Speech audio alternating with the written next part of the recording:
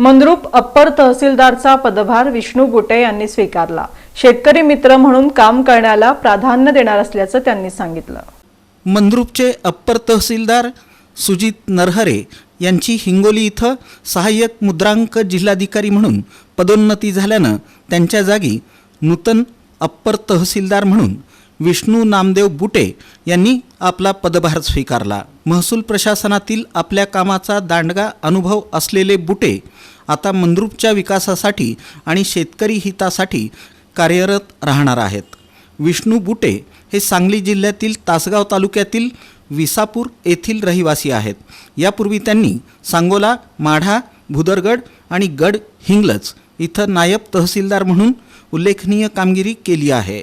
त्यांच्या या उत्कृष्ट कामाची दखल घेऊन त्यांना कोल्हापूर आणि पुणे विभागीय उत्कृष्ट तहसीलदार पुरस्कारानं गौरवण्यात आलं आहे। महिनाभरापूर्वीच त्यांना पदोन्नती मिळाली असून त्यांची नियुक्ती मंद्रुप अप्पर तहसील कार्यालयात करण्यात आली आहे।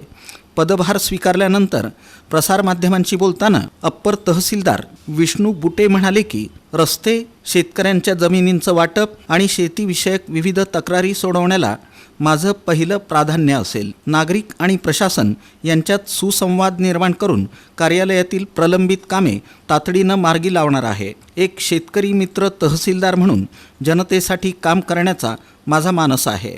नूतन अप्पर जिल्हाधिकारी विष्णू बुटे यांच्या नियुक्तीमुळे मंद्रुप भागातील महसूल कामांना गती मिळेल अशी आशा नागरिकांकडून व्यक्त केली जात आहे। त्यांच्या निवडीबद्दल विविध स्तरातून त्यांचं अभिनंदन होत आहे।